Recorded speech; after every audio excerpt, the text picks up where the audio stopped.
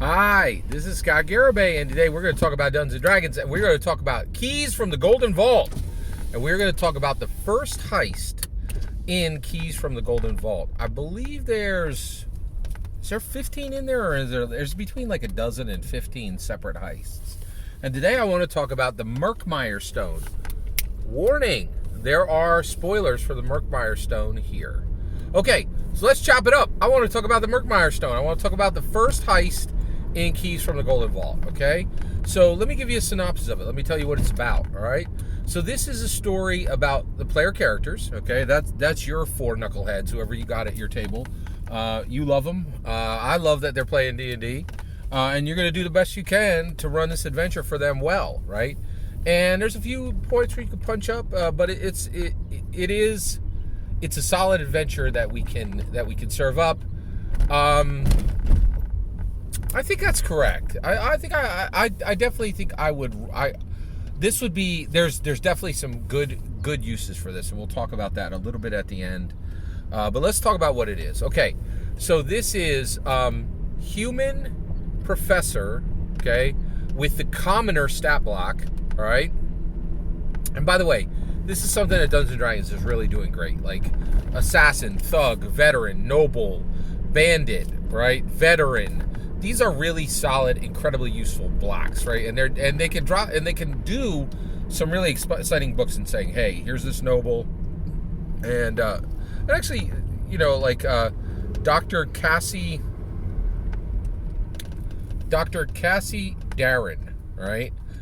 So Dr. Cassie Darren is this human professor, and she is a professor of like arcane magic and arcane biology at Varkin Bluff University.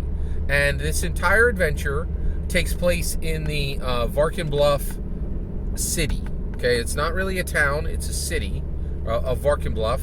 And it is I'm pretty sure this is set within the Forgotten Realms, right? Although they step very, and the reason why is in this book is Revel's End, and that is set in so at minimum, portions of this book happen in the Forgotten Realms, and there are sections of it that allow you to span across all of the D&D realms. So it's pretty interesting. All right, let's jump all the way in here. So Dr. Cassie Darren is the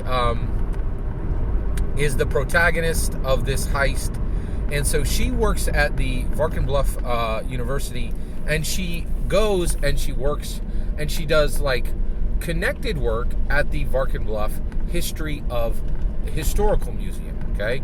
And they put on magical artifacts here, and they have books that can be studied, and they have literally antiquities from not just Forgotten Realms not just the Forgotten Realms, Faerun, Toril. They also have material from all kinds of different realms, right? And so they have this thing called the Murkmire Stone that they recently got. And so Dr. Cassie Darren, she comes in and she goes, and she's a human professor from Varkin Bluff, and she says, to the elf curator, Alda Arkin, she says, listen, that Murkmire Stone you got, that is not a gemstone. That's not a large gemstone. That is actually an egg of an eldritch creature, right? And you're like, an eldritch creature? What are you talking now, right? And they make it, so this thing is an eldritch horror, right? And it actually is not a traditional monster. It comes off of, first, it's when it hatches from the egg. If it hatches from the egg, if the player characters fail, it gets the stat block of an Ankh. So as a baby, it's as dangerous as an Ankh. I have fought Ankhs. They jump out of the ground and they're pretty vicious. One of my favorite dungeon masters used Ankhs extremely well and wrecked a whole bunch of us very near Phandalin with about 3 or 4 Ankhs. We nearly died, right? And they're saying that the baby of this eldritch horror that is in this Murkmire egg, so the historical museum, they're going to put on this gigantic gemstone, right? And they call it the Murkmire Stone, right? Because it was found in the Murkmire.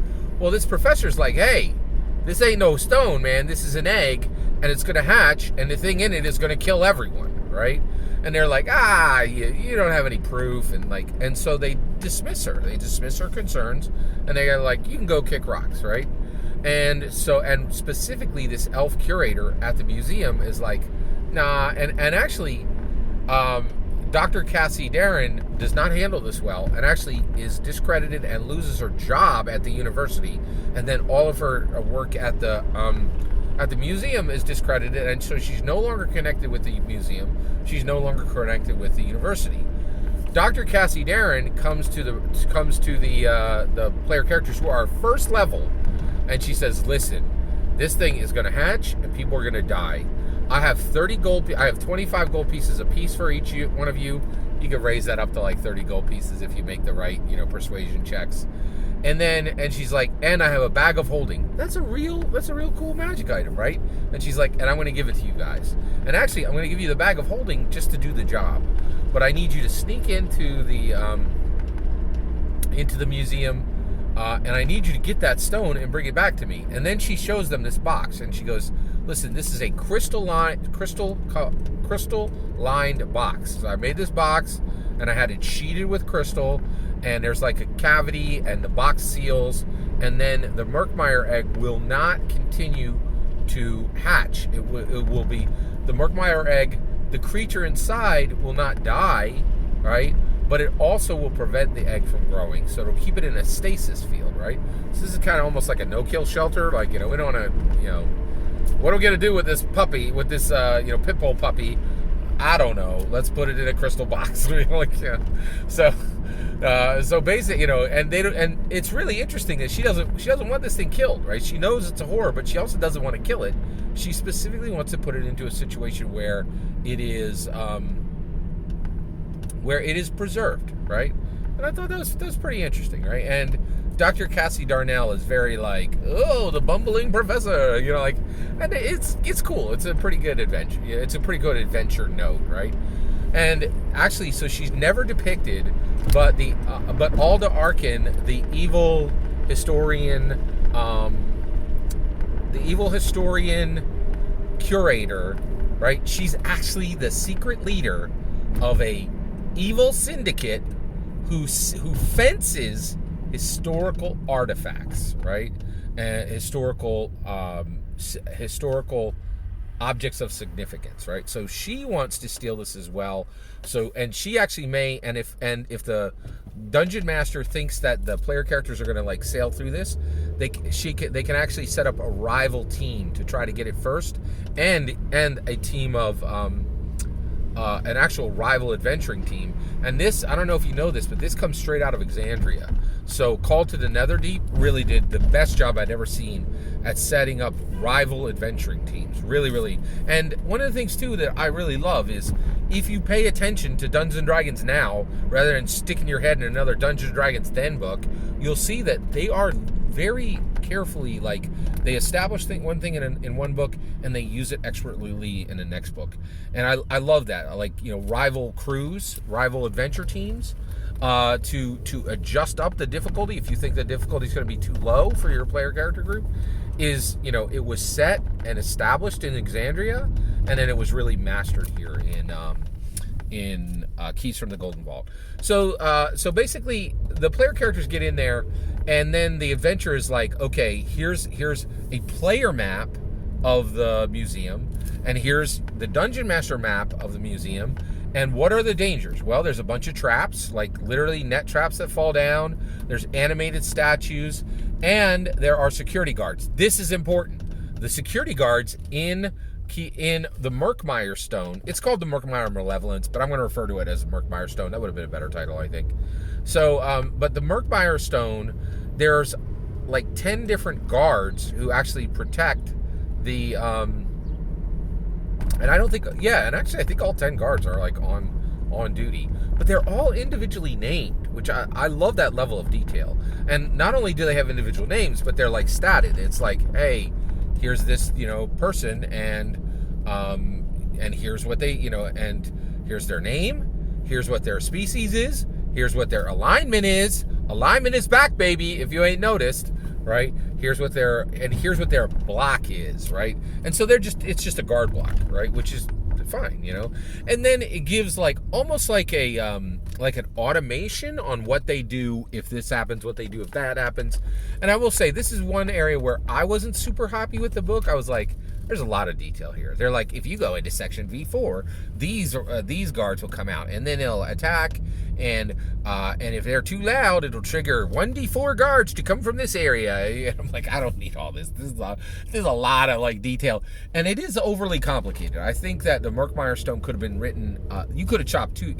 I think it's about 8 to 12 pages long, and you could have chopped it easily 20 to 30% off of it and just gotten a lot of complexity out and just said, hey, listen, animated statues, traps, guards, and made a list of those and be like, have them roaming around in different parts. But they configured it like, and then they're going to sneak around this corner, and then do the guards see them? Oh, and now they're going to pick this lock. Are they able to pick the lock? Blah, blah, you know. And it's just very like granular and nitty gritty. And I think the reason we still have this issue, like I almost feel like we're still dealing with this like myopathy in Dungeons and Dragons, where like this number of guards come to attack them, and the animated statues will come from the left, and you're like, any decent dungeon master is going to be able to handle this, right? And then you're like, well, what if they're not a good dungeon master? Well, making this whole arcane weird set of rules of how all this moves together is not ideal. So there were parts I thought this was a little overly complicated in the directions to the dungeon master, right? Like you could have cut this in half and just be like, guards, animated statues, traps, throw them in, throw your characters in there, make sure they encounter each one of them, and do it in an exciting way, right? Like, and instead it's very like, then they turn this way, and then it's very step by step by step, and I feel like it just kind of takes a little joy out of it.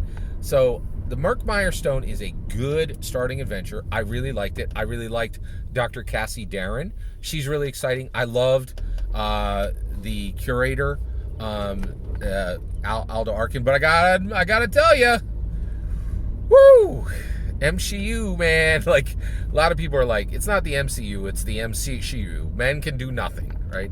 And there are times I hear you OSR people, right? I'm a dude. I would like to see a dude up in D&D every now and then, please, Hasbro. It would be nice. Like, we can't... Do men suck at everything? Like, come on, man. Like, could you serve up somebody who does something cool now in a modern adventure? It would be nice, right? So, I get it. Sometimes Hasbro overshoots it on the woke. And that was here in Murkmire Stone. There's not a decent male character in the whole adventure, which is, you're like, this is getting a little bit much. Can we move away from the MCU action right here and like get some dudes who can do something without failing at it? So, but overall, I'm a big fan of the Murkmire Stone, and I am a big fan of Keys from the Golden Vault. I really, I gotta admit, like I'm kind of digging into it, and right now I'm kind of like, this ain't really a Dragonlance Shadow Dragon Queen level of success, but it could still be a banger. We're getting through it, right? So that's my take on Murkmire Stone. What did you think of Murkmire Stone? I'd love to hear your thoughts. Did you not read Murkmire Stone because you did not buy Keys from the Golden Vault? I'm willing to hear you. Why on earth are people not buying the D&D Canon hardback in physical form, in the PhysiDig, in the physical form with the digital? I ain't doing nothing else now, right? It is all bundles for me going forward. I love owning that physical book, the premium experience, and I love having it when I get stuck, in line at the grocery store. I can read Keys from the Golden Vault. That's the best way to own a Dungeons & Dragons book. I'd love to hear your thoughts on this. Did you get the book and you read it, and what did you think, or did you not? I'm still interested to hear why people would possibly not buy the D&D Canon hardback event of each season. Every single word of that is my humble opinion. What's important is when I get to hear your humble opinion when you get in the comments and send your traffic. Please consider liking and subscribing. Have a wonderful millennium.